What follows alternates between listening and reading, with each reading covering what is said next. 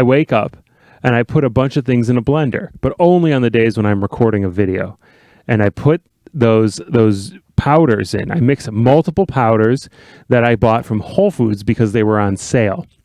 I only buy things when they're on sale, and then I say, this is why I backwards compatible. What do you call it? I reverse justify. Reverse justified? Oh, is that a thing people do? That's what I do. I buy I remember it was collagen protein powder that I bought. This is your turmeric. Yes. This is your... And it was cheap. It was on sale. Collagen powder? Yeah, and it was normally very pricey, but they had a deep discount. I think I bought it off the rack of the have you ever been into a Whole Foods where they have the little rack off to the side? It's kind of hidden, and it's things that have been special marked down because they're about to expire, I think. Yes. Or they're just not carrying them anymore. Is that the truth of it? I didn't know that was one I way. think that's where we're going with it. But they can't have like a clearance aisle because it's a Whole Foods. Exactly. The clearance aisle of a Whole Foods is Target. Is every other store. Exactly. That's what that is. And so I find this collagen powder and I go, yeah, I need collagen powder. Now I have to understand why I need collagen powder. Like, what are the benefits of collagen? That's a good Google of me. Skin. And so it's like, yeah, you get stronger fingernails and stuff. Yeah. And that's good for fighting if you really, if you really got to get after it. But then you start reading the ingredients. All it is like fish bones and egg shells and whatever the waste that they could like pulverize. Natural fingernails that they put fingernails in it. That's exactly right. How do we grow our fingernails? By consuming fingernails. It's a pretty why not metal way of, you know, that adjective metal when something is metal. Yes, of course. Okay. Yes. Of course. I like the word. How would reverse I not justify. know? How would I not know? I don't know when something's metal or punk. Chris, I know when things are metal and punk. I know both. Fair enough. That's fair. I know when things are rap metal. Rap metal. Oh, new metal. New metal with a U. Yes. I'm in. New. I was gonna something about reverse justifying. Yes. Now it's my turn to be sluggish. I like to do that with joke writing. I like to try to I guess you start a sentence and then you like dare yourself to finish it. Okay. You know yes, what I mean? that's fun. That's a good way to write. Yeah. It's almost like, you know, like you've done it. And this is why I only write that's why the fact that you write in pencil offends me. It hurts my heart. Pen is too slippery. Pens? Pen's too slippery. I don't have the grip strength or hand pressure. If I take enough of this collagen, I will.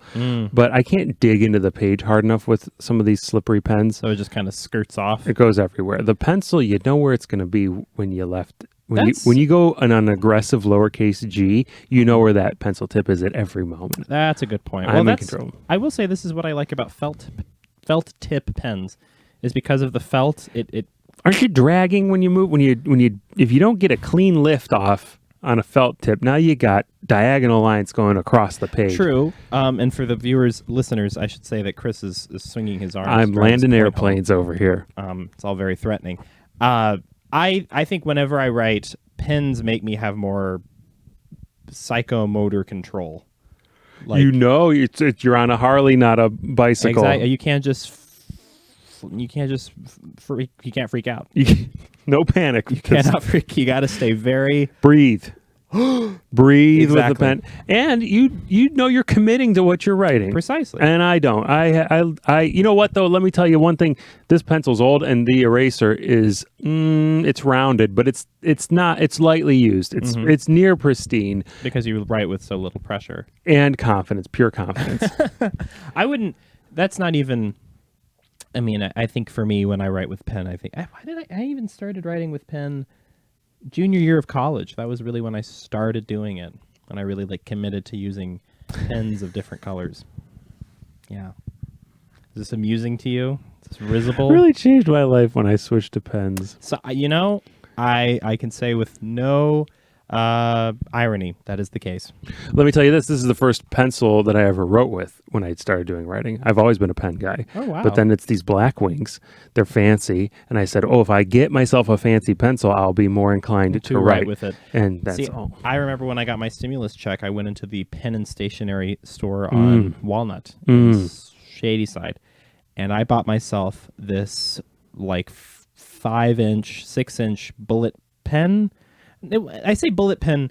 I only say that because it looks like a bullet. It's one of those really kind of tight ballpoints.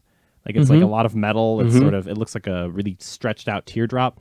I got one of those thinking, oh my God, I am going to write the next great American novel. I, like you, will feel incentivized to write with something that was expensive.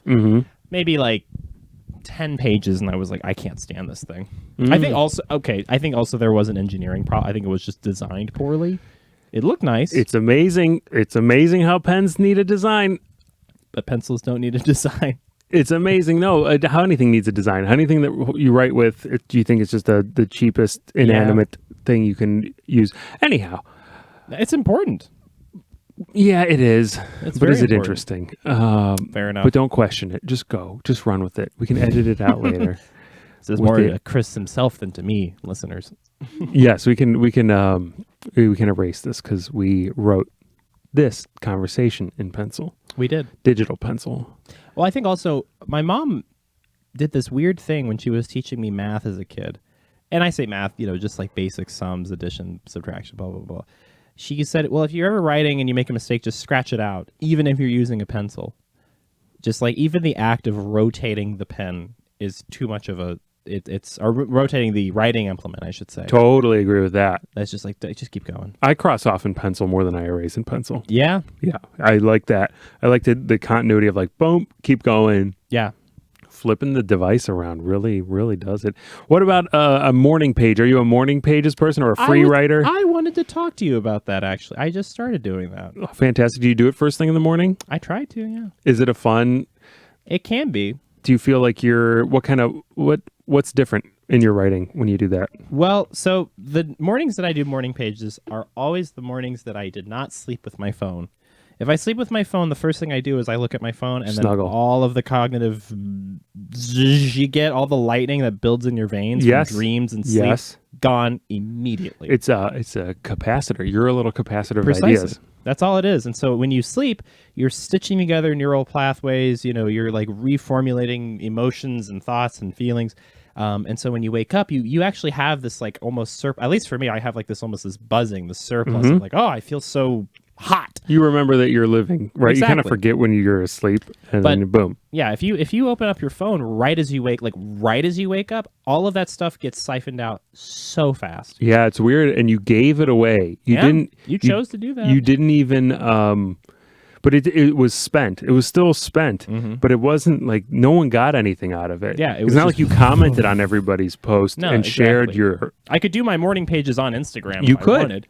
If I really wanted, I could do that. But no. You're just spending that energy on receiving other people's. Exactly, and that still takes energy. So yeah, so the mornings that I do morning pages are always the mornings that I had enough willpower to be like, I'm going to go to sleep without my phone. I'm going to wake up without it. It'll be turned off in the other room. I put it on my dining room table. Sure. And then I'm off to bed. But anyways, Zivan has a dining room. Go ahead. I just a room where I eat. Mm-hmm.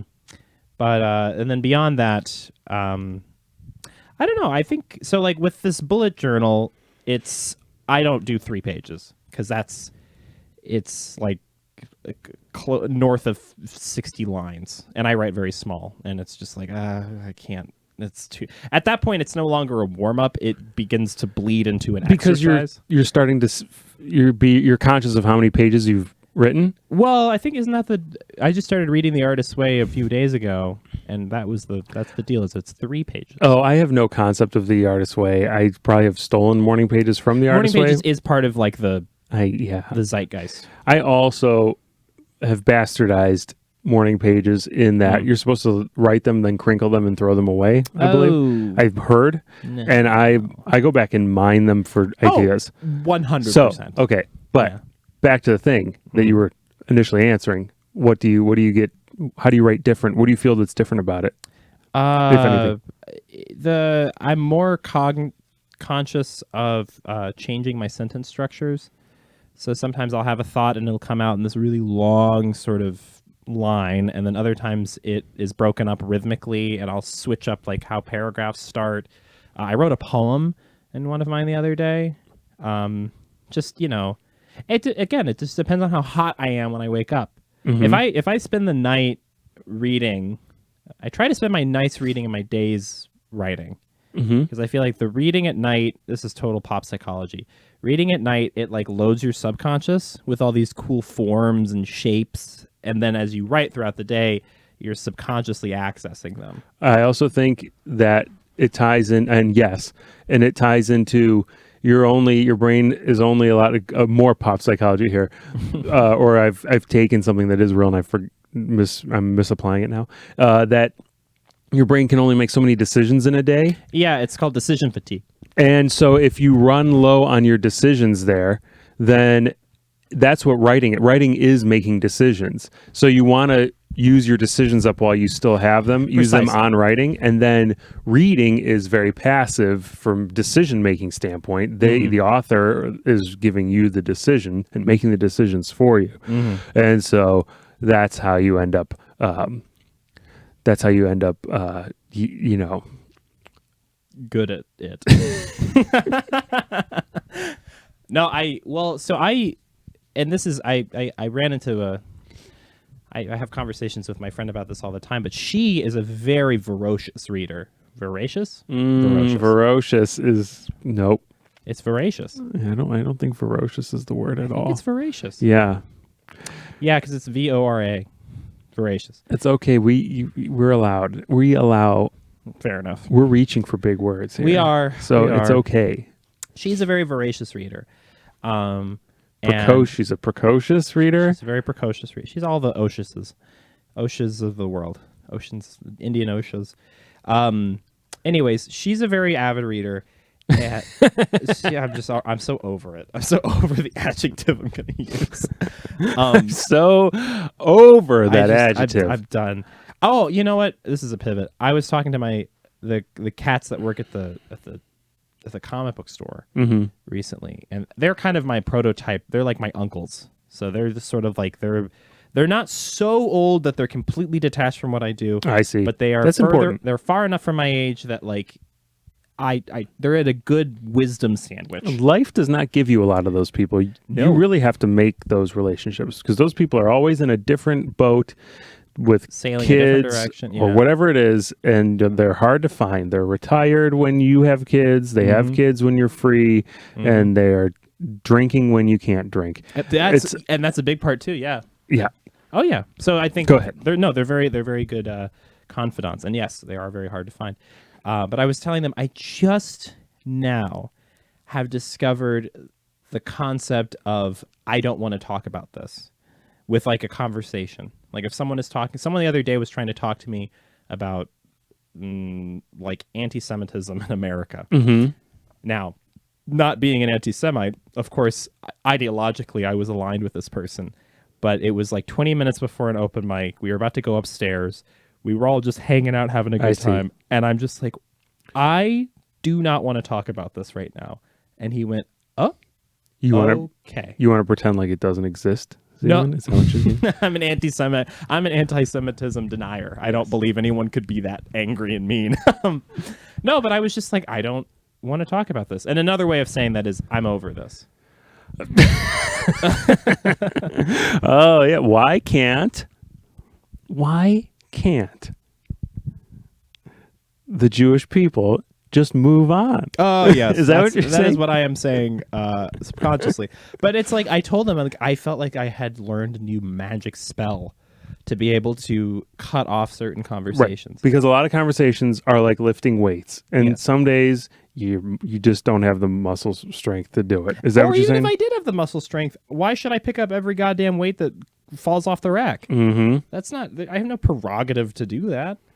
And I only have so much decision This juice. is a good question. Is there any moral obligation to pick up the weight that fell off the rack if it's an lest someone trip on it? Yes, if it's an anti-Semitic weight.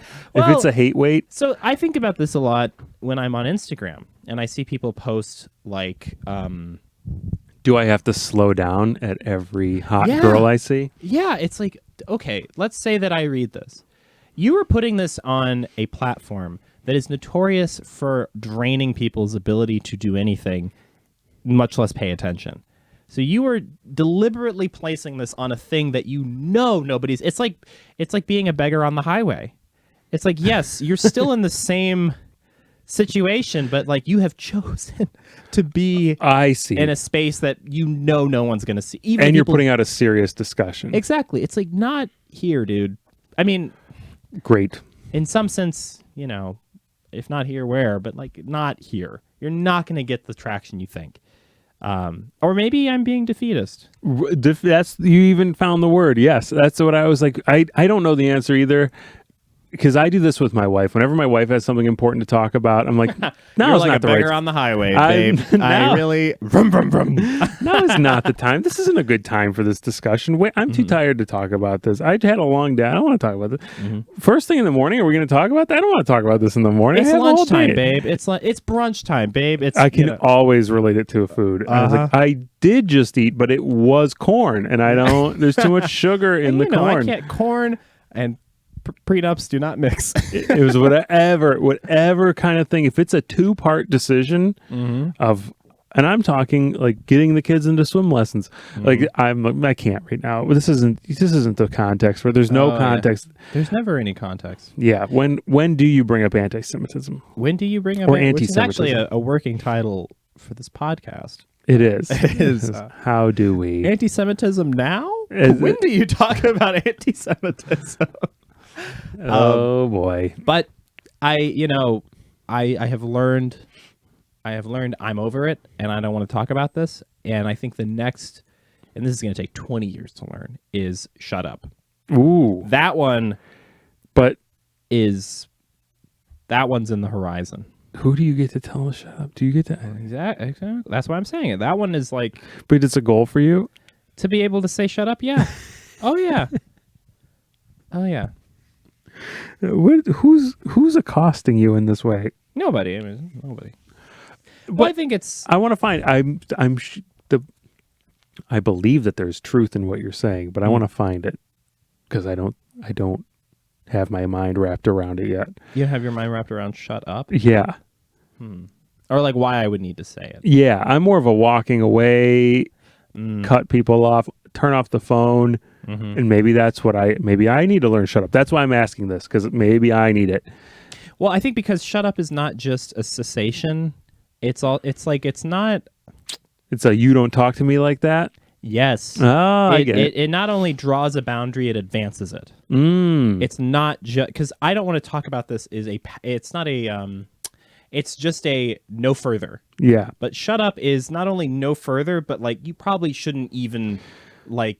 There's a 10-minute timer on you now. I see. So you might not use the words "shut up" if you would only if you can't find the other words. Exactly. But when the other words are something like "we don't talk like this." Yeah, and you right now at least aren't talking at all. Yes. Yeah.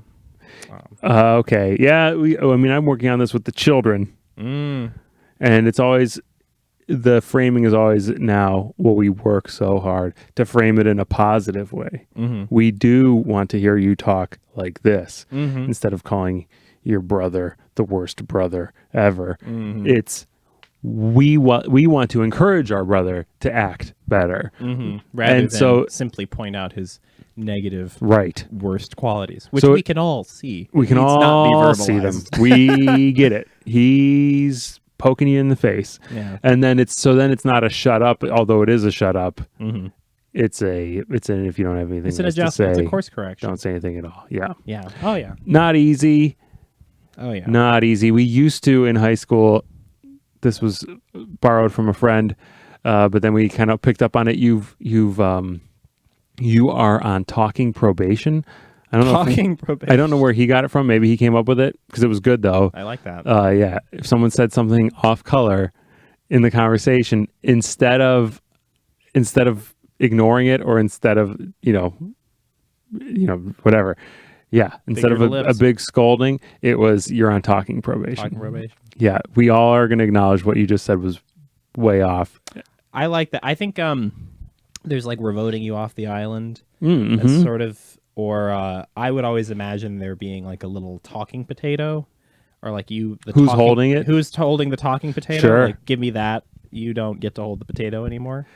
All Yeah. sorts of colorful ways of telling people. To, Yeah. Learning to say no. It's huge. You probably only have so many yeses in a day, just like you only have so many decisions in a day. Oh yeah. Yeah. Oh yeah. Well, what was I even talking about? My friend, about the girl that I was my voracious reader. Yes. She reads a lot, and I think it's always a pity to me because in my mind, the only reason this is my own prejudice. The only reason to read anything is to then write. That to me is the Or go do. or go do exactly. But just to read for reading's sake is so kind of repugnant to, I mean, not actually, but like there's a like, okay, why do you give a kid a fantasy book? Because you want to encourage them to think about worlds that aren't, so that maybe they either write their own fantasy book, they make something new, or they just have more hope inside of them so they can take more hopeful action. Yeah, I always thought it was a way to look at the mechanisms of our world. Exactly. By Well, that's looking also true. Yeah, at it's also a informative. fantastic world. And I say this with like the caveat of like I'm not one of those people that thinks every single form of art should have some sort of pragmatic end.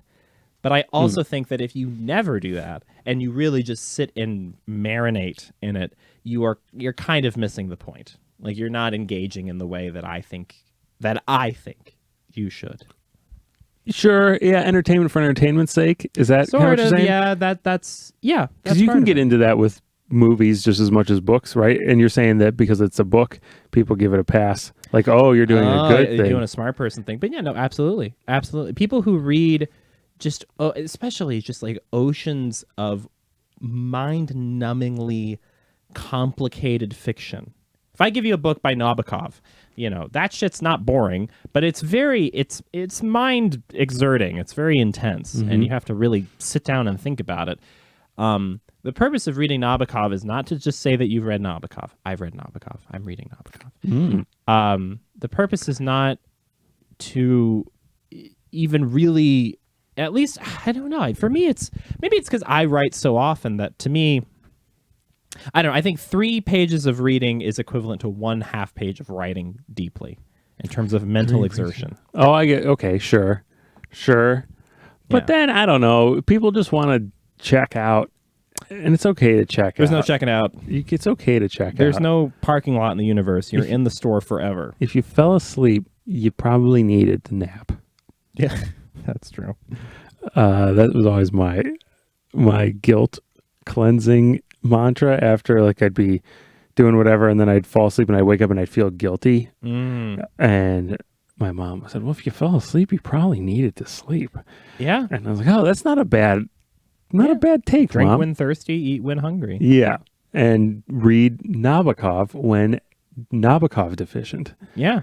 And I'm quite Nabokov deficient. I don't know a thing about Nabokov. Don't tell anybody. I have no idea what we're talking about. It's not even that important. But I'm going to now. Now I have to. Of course. And I have to read it and take notes and write 3 times as much as I read, Zivan, or I will not have your approval. And with this person in particular, she's read libraries of things. And I'm like, you are holding out. The world could be so much better if you turned this into, if you synthesized. I Sure. think people should, that's what I think people should do. and that's a synthesize. great point. And I don't know if we know where the synthesis is going to happen, right? It could be they're just exercising and their mental capacity doesn't deteriorate as soon because they were reading this nonsense Yeah. 8 hours a day for 20 years. Maybe it's, the elliptical machine of their brain. Oh, yeah. So that they can make more cogent decisions in an Right. increasingly chaotic world. Yes. And so maybe that's where the synthesis comes from. Mm-hmm. Maybe it is, maybe it's not. Maybe they take it and apply it directly. I don't know if I'm trying to learn from a book, I'm not enjoying the book. I have a hard time doing 2 at once. Interesting. And same thing with a movie. Like if I'm folding laundry and watching a movie, which is like my way of just owning life, I'm like, oh, look at me get ahead in the world. Then my laundry's not as well folded and I didn't enjoy the movie. Precisely. So There's sometimes no it's such good thing to as multitasking. Yeah, just dive in and Yeah. love it for what it is. I love that phrasing is dive in. Like, you know what? Just try really hard. Like this thing is going to devolve into platitudes, but I feel like there's such a perverse pleasure I get in just like, what is not the absolute hardest thing, but like, wouldn't it be crazy? Like, wouldn't it be insane if I did this really hard thing for like an hour or 2 hours or whatever, Mm-hmm. wouldn't that just be like, how would I feel? How would life be different? You know, how would I be as a person? Would my head hurt? Would my, eyeballs twitch? Would I see new colors? And, it's usually some combination thereof. So you want the limit experience. Yes. Okay. Yeah, and that's one great thing. That's a great fun feeling. And then also you want to be able to look back on it and say, I did this. Yeah. Or that. Yes. Exactly. There's a checkbox in my head. And I mean, like, there is this element of like, maybe this is just because I only see things in an extreme black and white, done, haven't done, limit, safety, blah, blah, blah. But I don't know. I can't, we all benefit in some way or another from people taking incredible risks. Yes. Even the most simple thing, like we have gas to put into our cars, comes from the fact that men and women live on oil rigs and then sometimes go beneath them and look at the pipe for 20 minutes and they Yes. come out with, a thumbs up and a $400,000 life insurance plan. Yes. Right. That's all insane. Yeah. And that it all, everything hinges on. Were we going back to Atlas Shrugged in this? I'm over that. You're so correct. And someone also had to originally dig some sort of product out of the ground and light it on fire to find out that it was combustible. And usually that thing that they lit on fire was themselves. Right, it's insane. It's So very the perilous. amount, the shoulders of giants that we had to This is quickly create. becoming a petrochemical fanboy podcast. Let me tell you about my days at the refinery. Here's what we have though is you said, what did you say? It was golden. Oh, I've lost let me take it. your pick.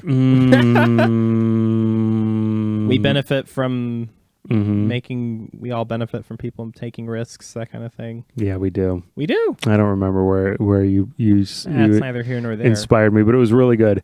And everyone has to jump a little bit. Yeah. Even think about like with food, and you have to. So if someone killed a cow one day and they threw it on the fire and it cooked and then they ate it and they're like, that was good. But then someone one time had to slow cook it and then they discovered brisket.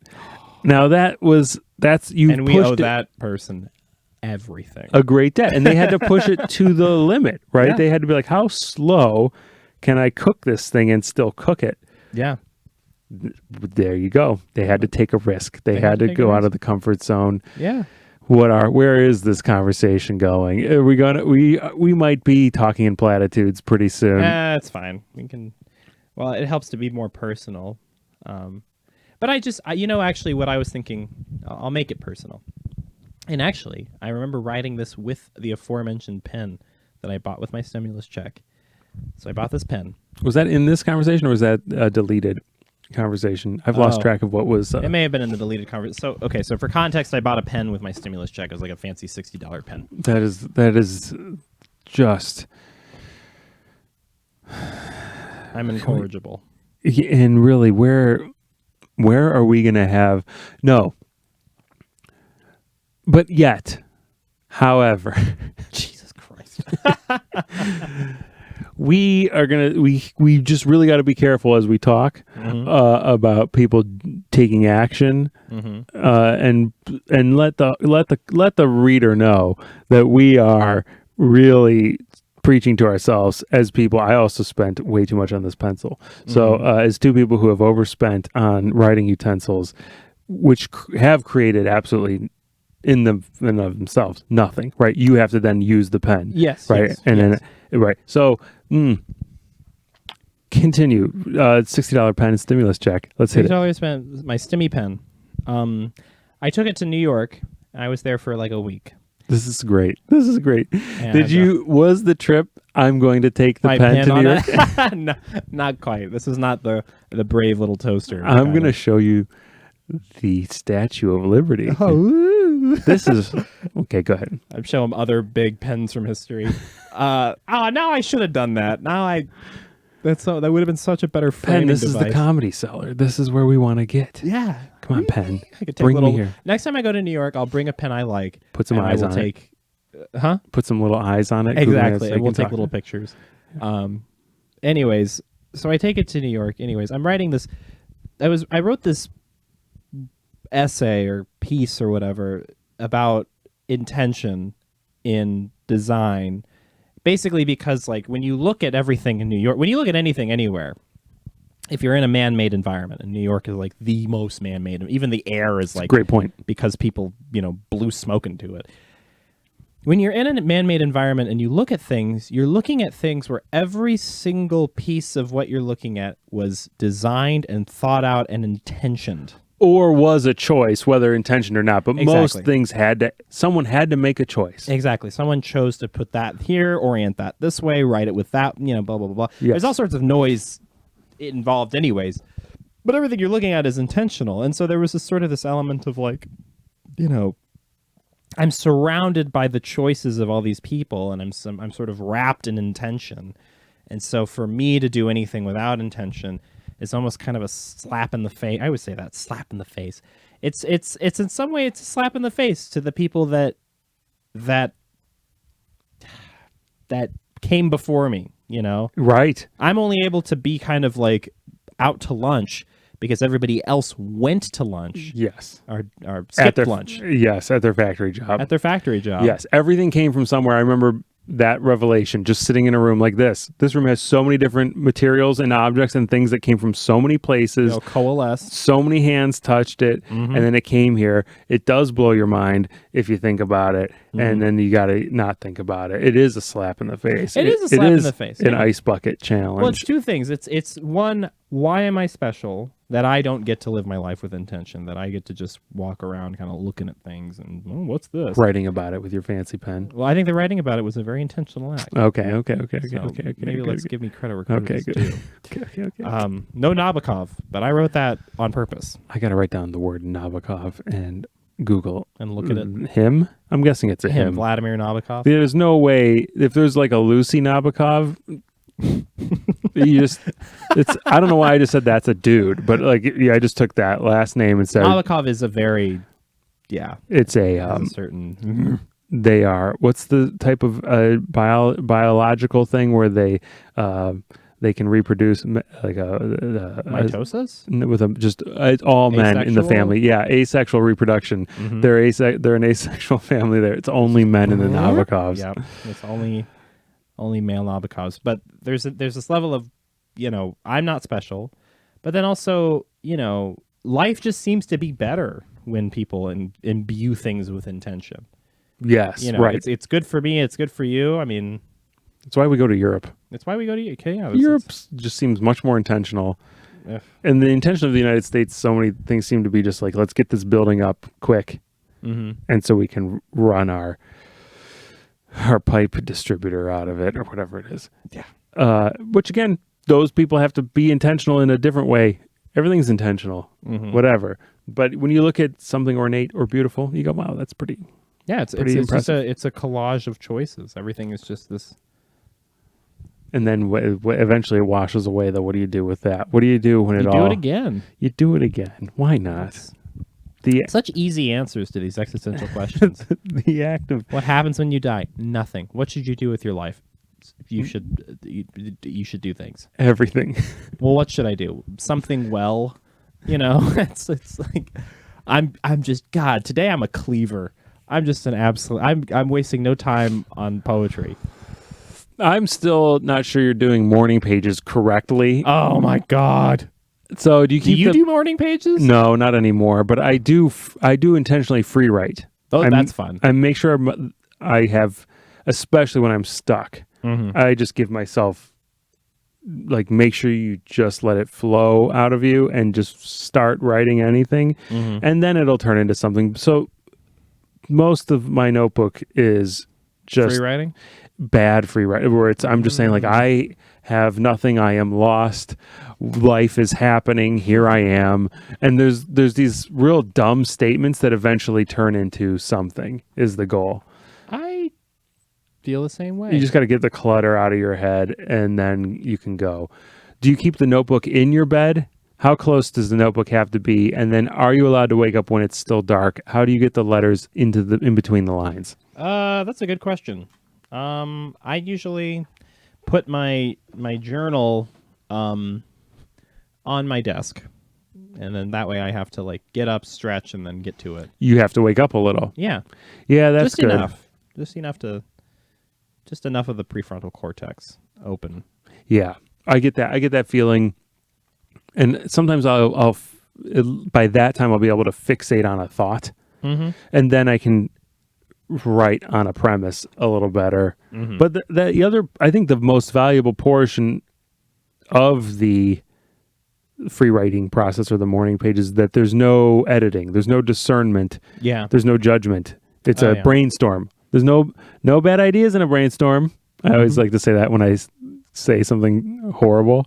I go, we're still just brainstorming here, and there's no bad ideas in a brainstorm. And when no one else agreed to it being a brainstorm, that's my favorite. That's how I like to insert it. Let's just change the definition of what's happening. It's like, what do we do with Grandpa? Soylent Green. Get him on a rocket ship. Bezos is sending people up. Making Bezos' problem.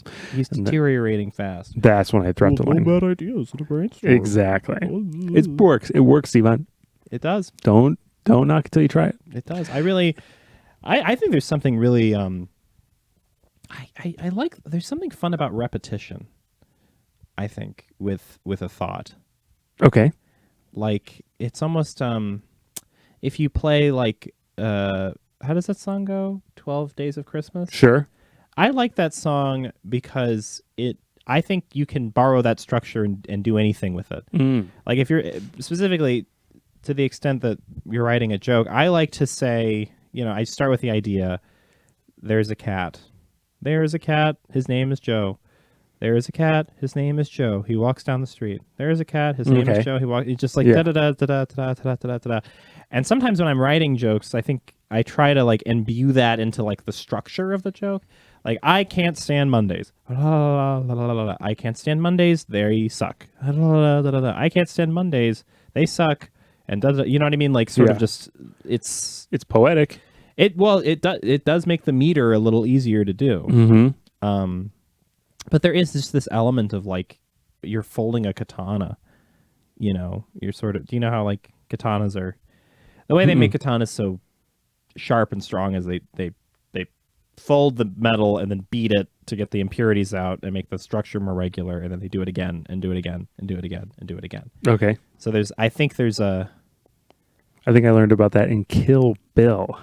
Probably. I don't know. Actually, I think that maybe go into it. I don't even know what I'm trying to say, but there is something to be said about like repeating oneself. Yes, right. Exactly. Because then you can explore the idea deeper. Yeah. And then you keep revisiting what are we talking about, and then going forward. You keep touching your home base. You keep going back to your touchstone. Exactly. Your values, your roots. Because in this little writing idea, whatever the premise is, if that's what you keep going back to, that is your core values in this small world. Well, and there's also, this occurred to me whilst speaking or whilst listening. When you say a word over and over and over again, it starts to lose all meaning. I think it's called jamais vu. Wow. It's the opposite of deja vu. Something familiar becomes unfamiliar. Okay. Deja vu being something unfamiliar seems familiar. Yes. So jamais vu is good because if you are trying to write a joke about a cup, you have like 2 or 3 things you already think about cups. Yes. But if you just say cup long enough, you think about cup long enough, your brain kind of just like detaches from whatever it is it was thinking about. Beautiful. And then it's like, oh, well, you know what? While we're asleep and while the cup movie is playing, let's go outside and check out the parking lot of the theater. Oh, there's a cup getting into its GM cup, Grand Mama Cup. What does a Mama Cup look like? I guess that's like Beauty and the Beast. Beauty and the Beast introduces you to the ideas that objects can have children, but like, what's the child of a cup? I guess a smaller cup, a teacup, a toddler cup? Sippy cup. Sippy cup, exactly. So, right, you're so right. And then you're exploring ideas much better once you can break those initial associations. Yeah, you have to, you really have to erode them. Yes. And there's people will say like a good joke isn't the first idea or the second idea, but like the third idea that comes in your head. Word. But like, how do you get to that third idea? Yeah, and the third idea is, the second idea is behind a door. And the third idea is It's in a mine shaft. it's a mine shaft, and you have to like sink through the floor to get there. It is not easy, but when you do, it's joyous. Yeah. It's a joyous feeling of getting that third idea or whatever idea, and when it makes sense. Yes. Oh, that's the beautiful thing. Yeah, that's really fun because Oh, it yeah. was always there.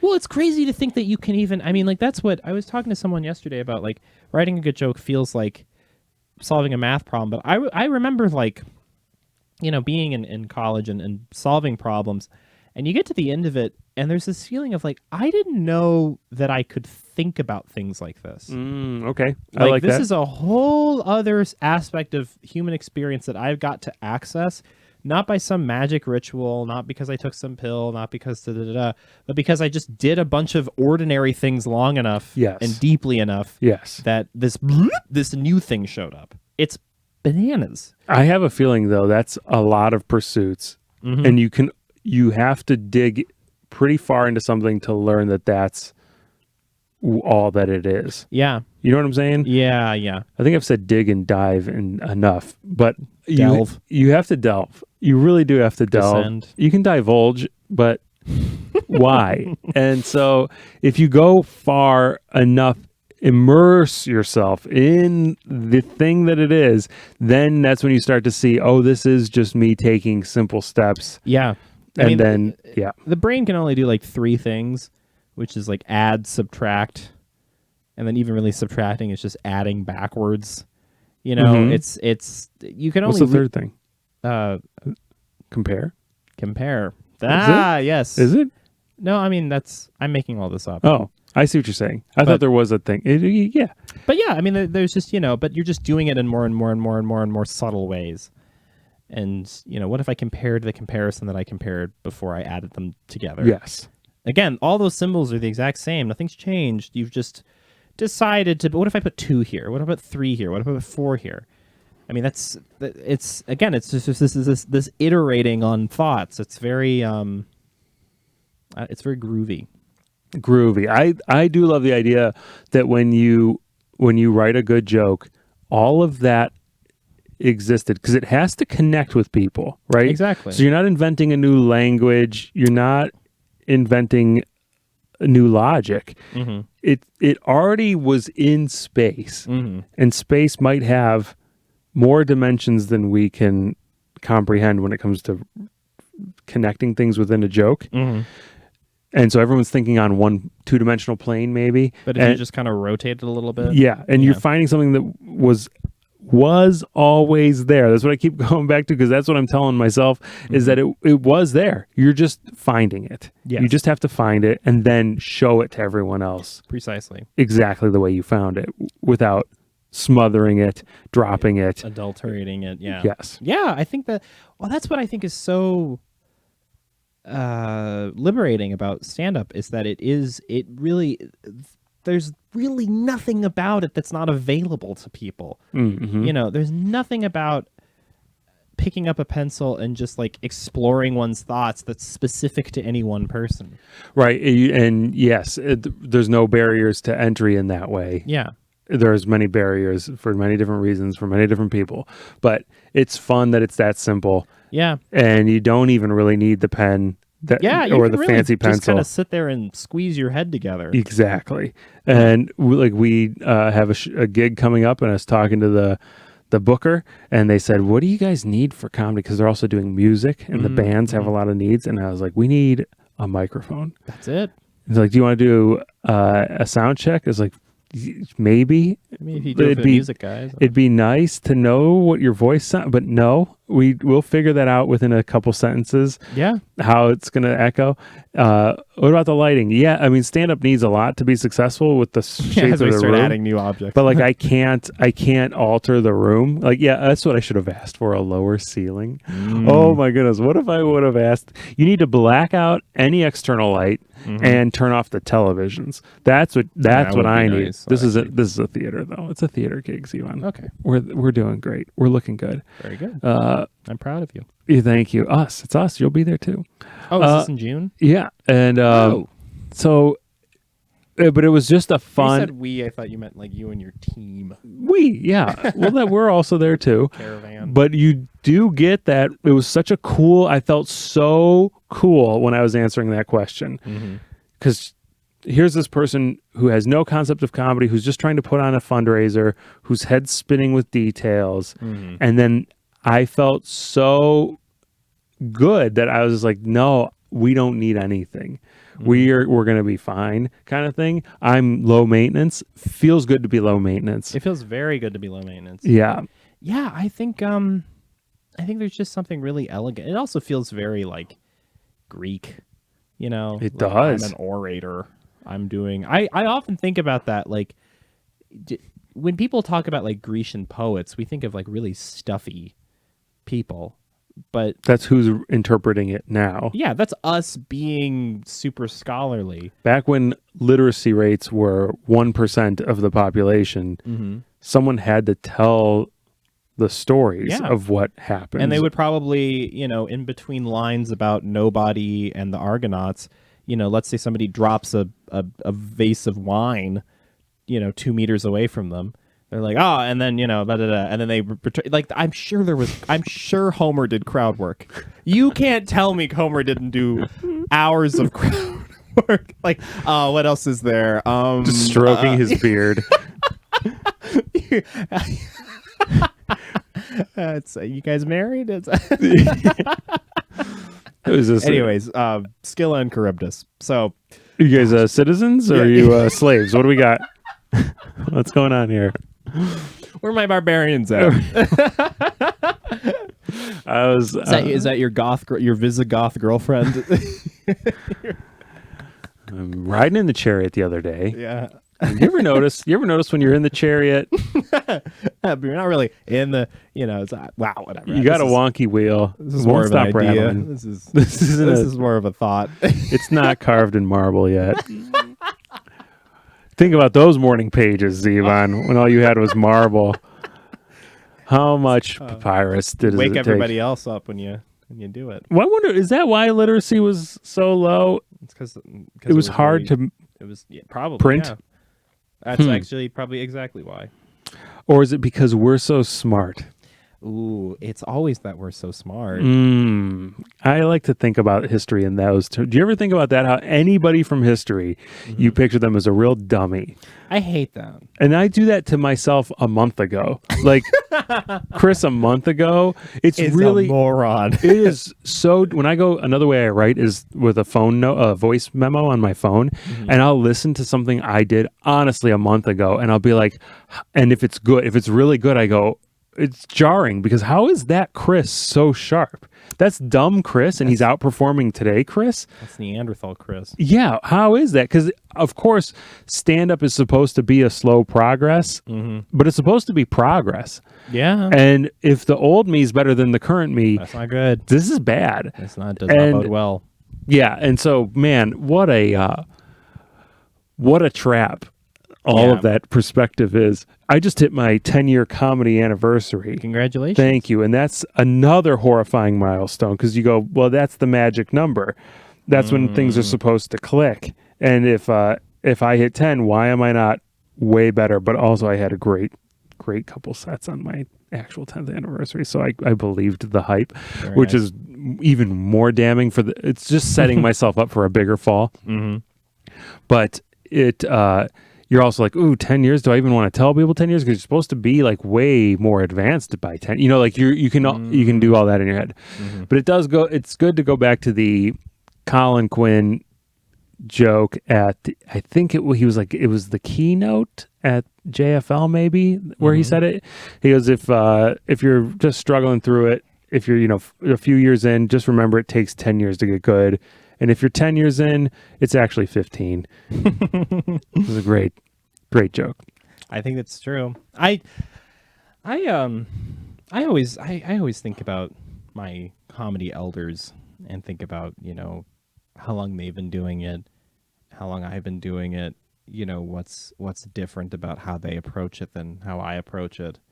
In day out, like having a calm about it or a professionalism, those kinds of approaches, Yeah. or artistic, whatever. I think Like, are these artistic- healthy things that you're thinking, or are they? Are they like self-deprecating? Yeah, are they bad things? you're Well, thinking? I mean, there is this element of like, well, this person's been doing it for more than twice the time that I've been doing, and of course they're going to be da da da da da da.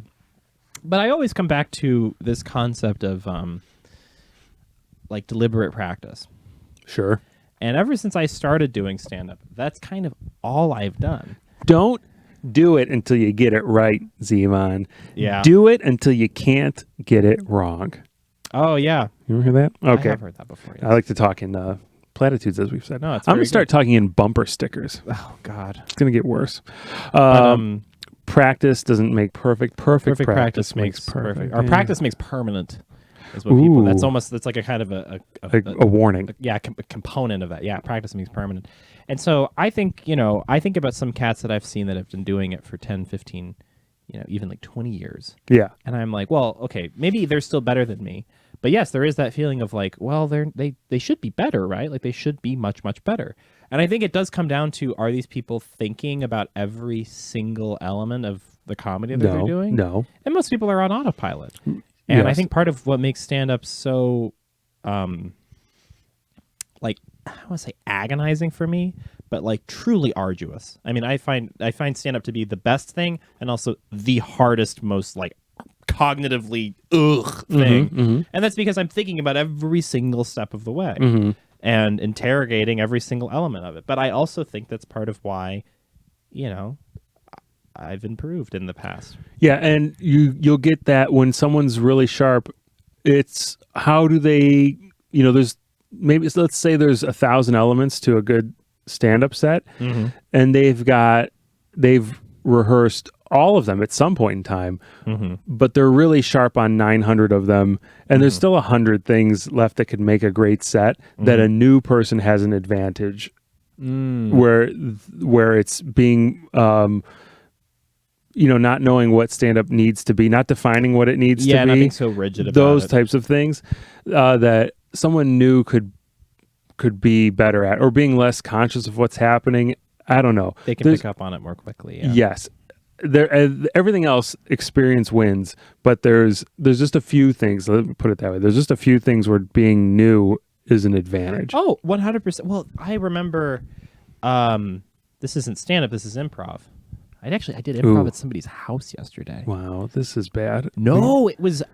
I thought. Okay, No, my friend was. no. like, We have to just be aligned Obligatorily. against improv at all okay, points. certainly No, we are fantastic anti-improv. art form, and we. That was a good shift. Do you think Homer had to yes and anybody, or was he his own idea man? Goddamn article. Thank you. Yeah, you're right. Go You're ahead. right. You did improv at someone's house. You did mean improv at you someone's had a house. conversation? Because really, let's face No, it. this was. We were all here to do improv, but Wow. why did I even something about what were we just talking about? Can someone give me an remember object that's not in this kitchen? Someone name an object that can, and then tell me a space that would not fit into this living room. What? And an animal that would be freaking out if it was anywhere near us. Well, so anyways, with improv, I used to teach improv because I was a part of the. Oh my goodness! Go ahead.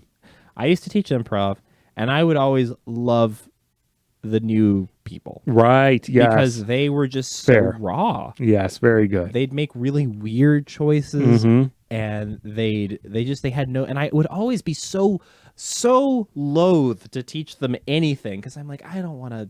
You've already got, like, what can I possibly tell you if not, don't do that thing that's fucking hilarious. Like, it wounded. And of course, what's great about that is that, you teach them all the rules, they get much less funny. Yes. But then if they keep at it, they come Gotta out learn the other end. rules to break the rules. Of course. And the rules are there for a reason, so that we're all playing the same game, but at the same time, boy, you were better at breaking the rules before you knew what the rules were. Exactly. Yeah. So there was always this like wistfulness of like, gosh, I know the moment I tell you about supporting and the moment I tell you about scene work and stage play and blah blah blah, it's all just gonna, it won't get worse. It'll turn into something that I know. You're And like, I see this all the time. This is not a phone. I'm doing the hang 10. the hang ten. This is not that's why a I said phone. that, yeah. This is a phone, and I'm doing the gripping an imaginary Lightsaber. giant phone. Yeah. No, it's just so I feel the same way with stand up sometimes. It's like, not that I'm teaching anybody stand up, but if someone asks me like, well, what, this joke isn't going anywhere, da da da da da, I always just say, I'll help and I'll punch it up or whatever, but know that I'm just telling you what I would do. You're doing it in your framework. Yeah. That's right. You're building the Legos by the instruction. You're not making one of those giant bears that will stand for 30 years inside of a toy store. Exactly. And aren't we all trying to make a grizzly, big- grizzly out of Legos? I A think brick so. grizzly. Where do you find the white teeth pieces? My Legos are so old they've yellowed. Have you noticed that? I didn't know they could yellow. Mine have yellowed. I was thinking of getting like some whitening strips and just like clearing them up. I did that for my kids for Christmas.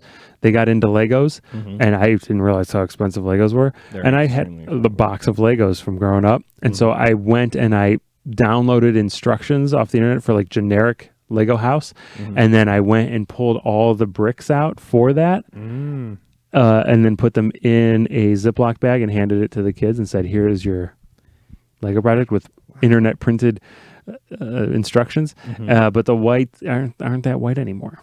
Interesting. Yeah, they've kind of I didn't know they could yellow. they yellowed. Not all of them. That's interesting. Some might not have been real. I don't know. Yeah, cheap knockoff paint. My mom hated Legos. Because of stepping on them. She just didn't. She didn't like anything that would create pieces and messes. Yeah.